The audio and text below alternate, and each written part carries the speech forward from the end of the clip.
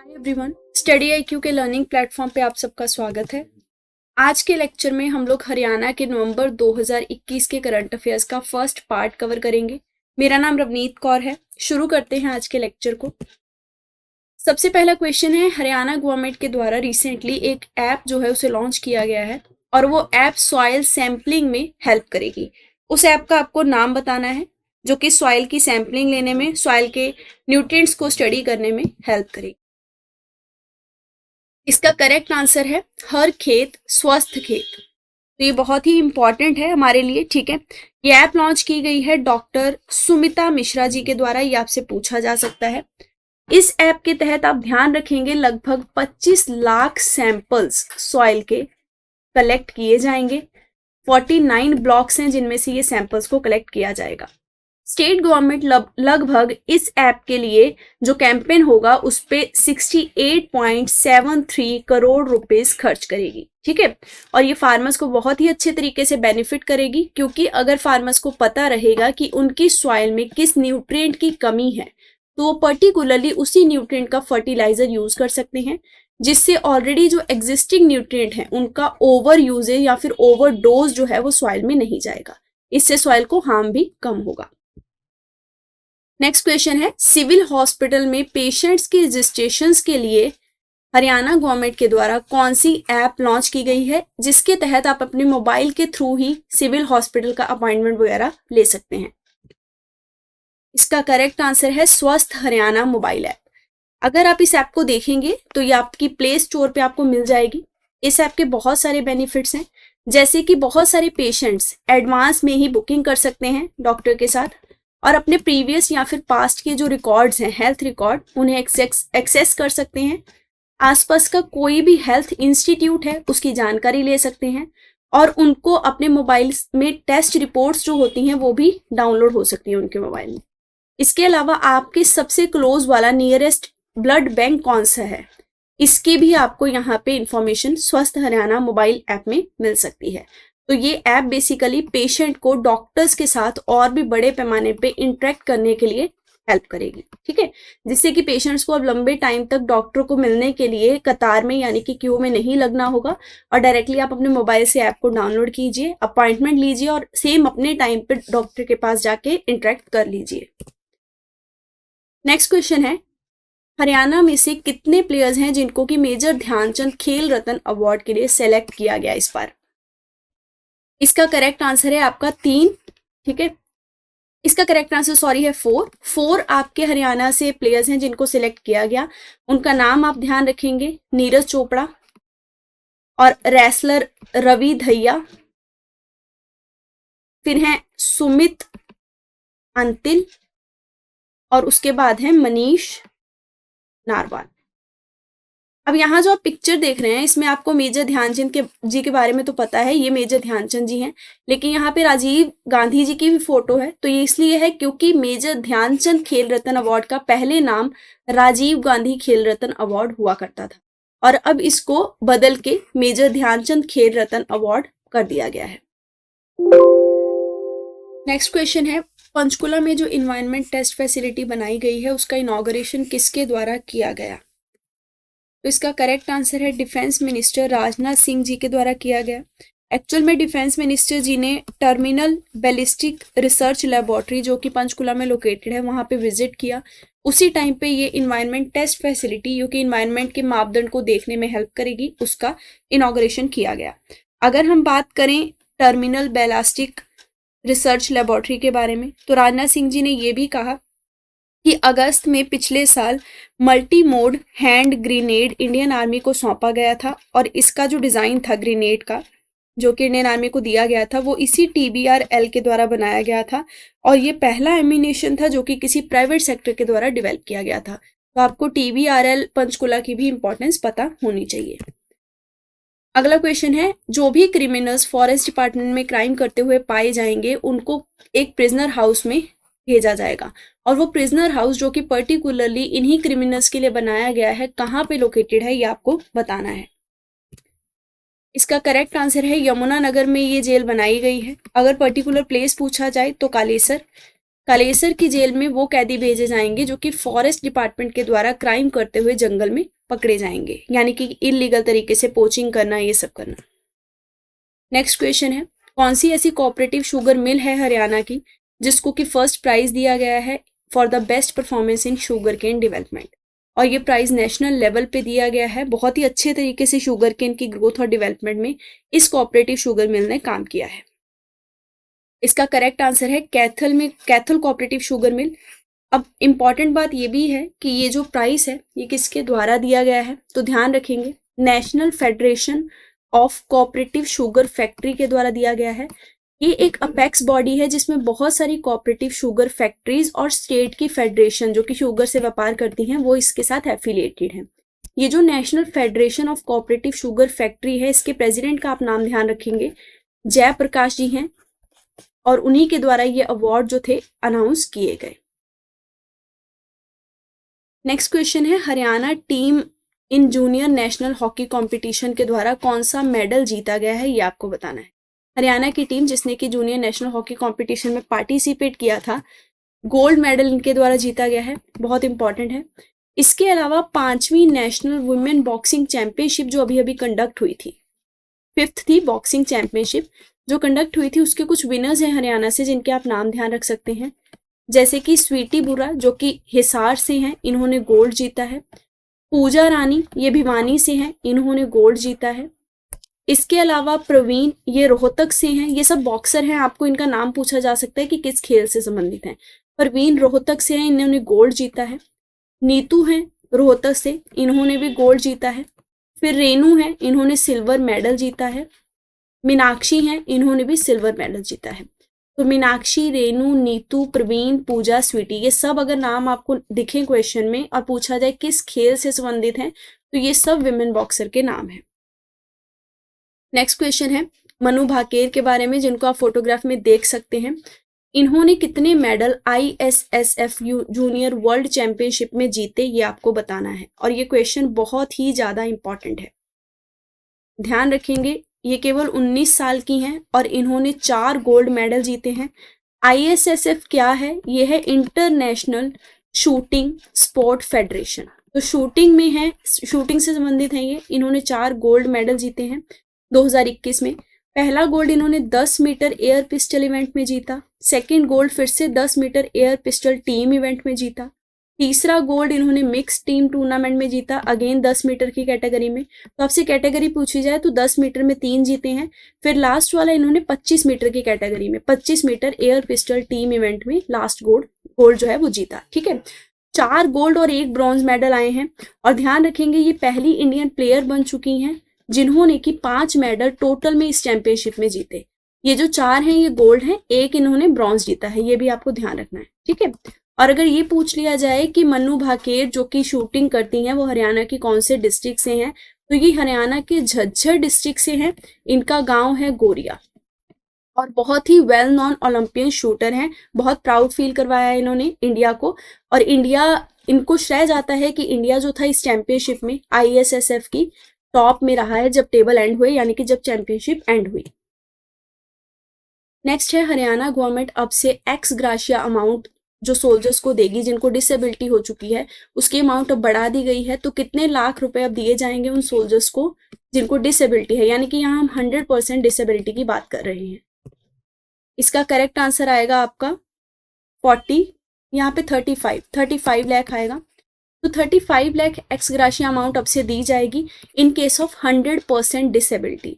ये रेशो जो है ये मतलब वेरी करता है, जैसे कि 20% अगर डिसेबिलिटी है तो 15 लाख रुपया दिया जाएगा, पहले 5 लाख होता था। ठीक है, और अगर डिसेबिलिटी 50% है तो पहले 10 लाख दिया जाता था, 25 लाख दिया जाएगा। और अगर 100% डिसेबिलिटी है तो पहले 15 लाख होता था, अब वो कितना हो गया है 35 लाख। तो ये सारी चीजें ध्यान रखेंगे। ठीक है, नेक्स्ट क्वेश्चन है इन्फोसिस फाउंडेशन विश्राम सदन जो कि नेशनल कैंसर इंस्टीट्यूट बदसा में खोला गया, इनॉग्रेट किया गया, इसको कौन से डिस्ट्रिक्ट में इनॉग्रेट किया गया, यानी कि ये बदसा जो है अगर आप जानते हैं कौन से डिस्ट्रिक्ट में है तो ये क्वेश्चन आसान है। कौन से डिस्ट्रिक्ट में इसको इनॉग्रेट किया गया ये आपको बताना है। तो इसका करेक्ट आंसर आएगा झज्जर। झज्जर में इन्फोसिस फाउंडेशन विश्राम सदन का इनॉग्रेट किया गया। इनॉग्रेशन। और आपसे क्वेश्चन में ऑप्शन में सीधा जगह का नाम पूछा जा सकता है, तो बदसा में हुआ है। फिर क्वेश्चन ऐसे आ सकता है कि इसका इनॉग्रेशन किया किसके द्वारा गया, क्योंकि हरियाणा में है, तो ध्यान रखेंगे प्राइम मिनिस्टर के द्वारा किया गया है, वर्चुअली इनॉग्रेट किया गया है। चीफ मिनिस्टर प्रेजेंट थे लेकिन उनके द्वारा इनॉग्रेशन नहीं हुआ है। क्वेश्चन घूम के आ सकता है, ठीक है। या फिर क्वेश्चन ऐसे आ सकता है कि नेशनल कैंसर इंस्टीट्यूट कहाँ पे लोकेटेड है, तो झज्जर में, बदसा में, जहां पे अब ये इन्फोसिस फाउंडेशन विश्राम सदन इनॉग्रेट हुआ। नेक्स्ट क्वेश्चन है, हरियाणा गवर्नमेंट ने एक नया टारगेट सेट किया है कि अब हर साल, मतलब एक टारगेट है कि हर साल इतने डॉक्टर जो हैं उनको प्रिपरेशन करवाई जाएगी। तो कितने डॉक्टर्स को हर साल हरियाणा गवर्नमेंट के द्वारा प्रिपेयर करवाने का जो टारगेट है वो सेट किया गया है, और इसके लिए एमबीबीएस की जो सीट्स हैं उनको बढ़ा दिया गया है। 2014 में ये 700 थी, अब 1685 हो चुकी। तो हरियाणा गवर्नमेंट ज़्यादा से ज़्यादा डॉक्टर्स जो हैं, डॉक्टर्स प्रोड्यूस करने के लिए टारगेट कर रही है कि ज़्यादा से ज़्यादा डॉक्टर्स जो हैं, डॉक्टर का जो फील्ड है वो ज़्यादा से ज़्यादा लोग अडॉप्ट करें। तो इसके लिए टारगेट सेट किया गया है कि हर साल हरियाणा से लगभग 2500 डॉक्टर निकलने चाहिए, और एमबीबीएस की सीट्स इसीलिए बढ़ाई गई हैं। ये क्वेश्चन बहुत इंपॉर्टेंट है।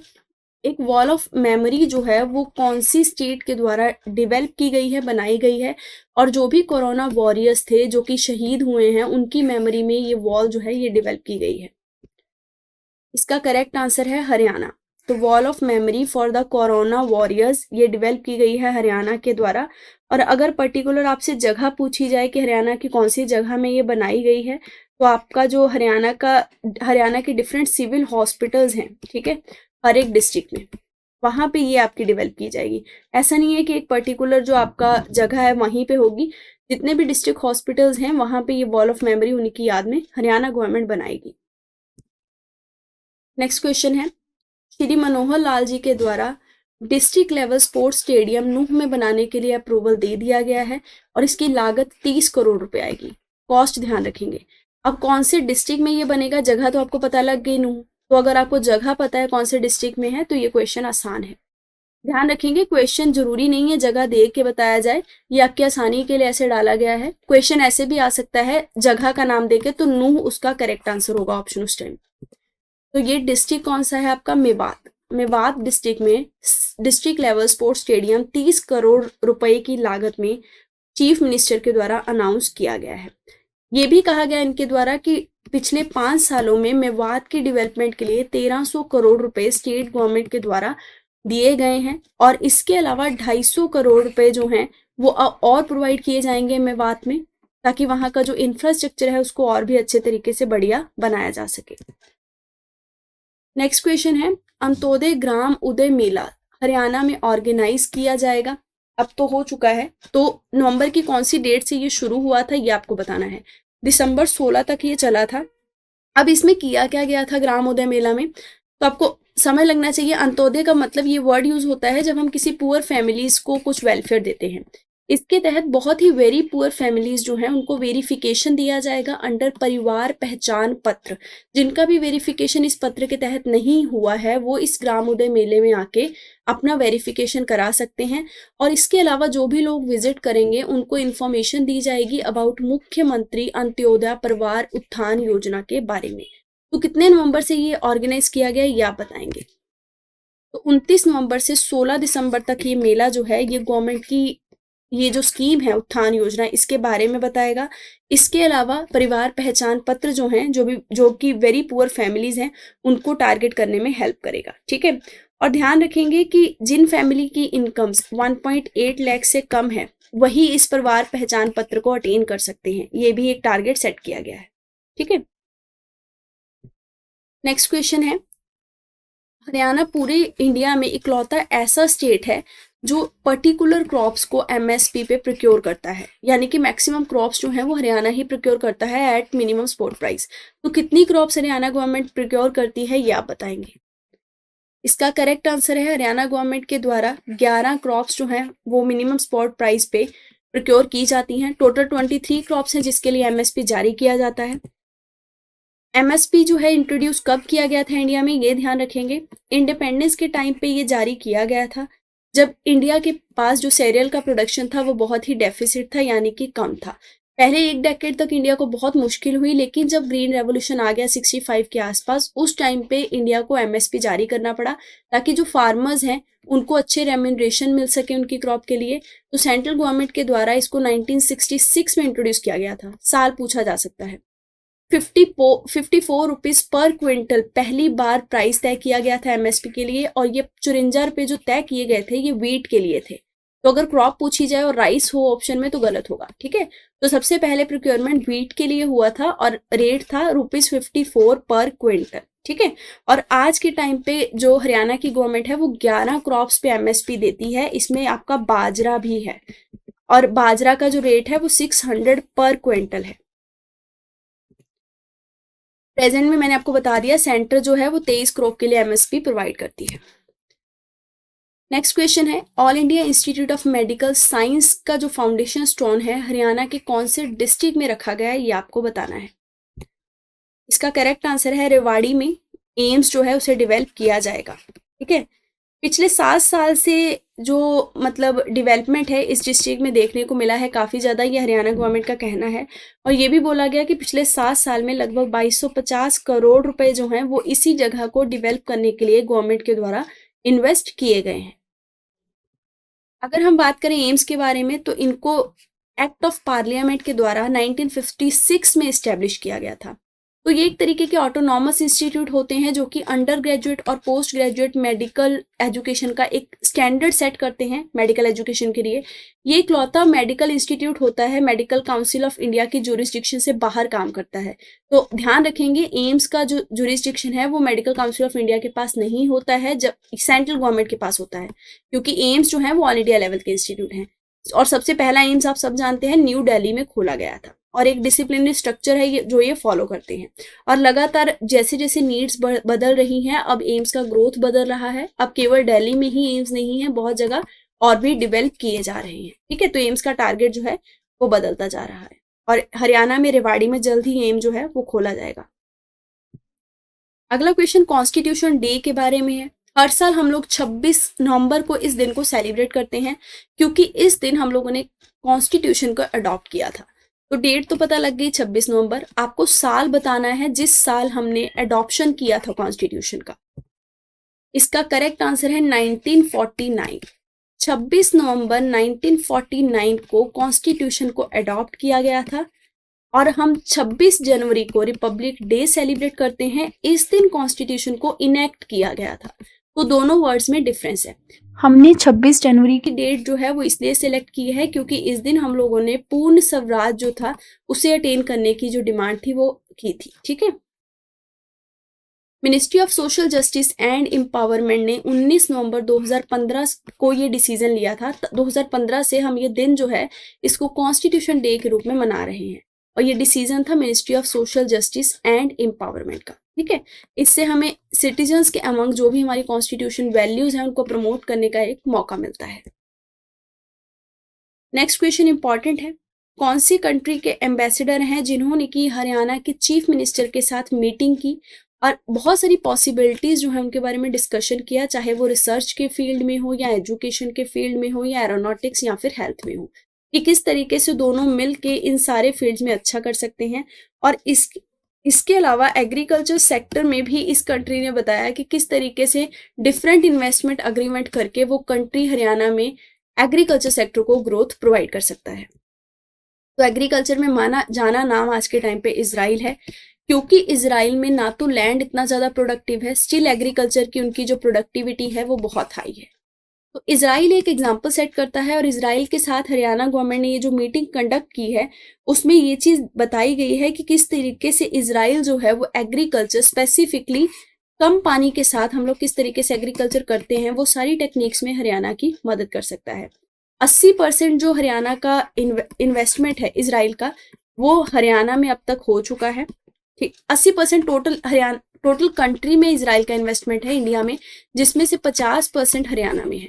तो मैक्सिमम अगर आपसे पूछा जाए कि इजराइल ने पूरे इंडिया में मैक्सिमम इन्वेस्टमेंट कौन सी स्टेट में किया है तो वो हरियाणा है।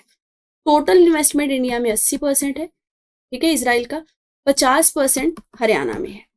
और फिर से अब ये बोला जा रहा है, जो एम्बेसडर आए थे इजराइल के हरियाणा में, उन्होंने ये कहा कि हम और इन्वेस्टमेंट एग्रीकल्चर फील्ड में हरियाणा के करना चाहते हैं और बहुत सारी नई पॉसिबिलिटीज को एक्सप्लोर किया जा रहा है। नेक्स्ट क्वेश्चन है, ज्योग्राफिक इंफॉर्मेशन सिस्टम लेबोरेटरी जो कि हरियाणा स्पेस एप्लीकेशन सेंटर के द्वारा सेटअप की गई है, ये कौन से डिस्ट्रिक्ट्स में सेटअप की गई हैं, ये आपको बताना है। तो 11 डिस्ट्रिक्ट्स में ये आपकी ज्योग्राफिक इंफॉर्मेशन सिस्टम लेबोरेटरीज को सेटअप किया गया है। अब इनका पर्पस क्या है, जो भी सैटेलाइट से डाटा कलेक्ट होता है ज्योग्राफी का, उसको प्रॉपर तरीके से मैनेज करना और उस डाटा को सर्कुलेट करना अगर किसी भी रिसर्च के लिए वो डाटा चाहिए हो, ठीक है। क्योंकि जब हम ज्योग्राफिकली अपने लैंड को रेगुलर मॉनिटर करते रहते हैं तो उसमें होने वाले चेंजेस जो हैं उनके बारे में हमें पता लगता रहता है। और हरियाणा स्पेस एप्लीकेशन सेंटर के द्वारा अब ये 11 डिस्ट्रिक्ट में लेबोरेटरीज सेटअप की जा चुकी है। नेक्स्ट क्वेश्चन है, पहला modern revenue record room Haryana में कैथल डिस्ट्रिक्ट में सेटअप किया गया है। कौन से साल में ये सेटअप किया गया था, ये आपको बताना है। ये न्यूज में था, ये 2017 में सेटअप किया गया था। मॉडर्न रेवेन्यू रिकॉर्ड रूम का मतलब क्या हुआ, यानी कि जो डिजिटल पैटर्न आज के टाइम पे चल रहा है, हम लोग डिजिटल मिशन की तरफ बढ़ रहे हैं, उस डिजिटल पैटर्न को देखते हुए ये रेवेन्यू रिकॉर्ड रूम जो है वो मॉडर्न इंफ्रास्ट्रक्चर के साथ डिजिटाइज्ड मैनर में बनाया गया है।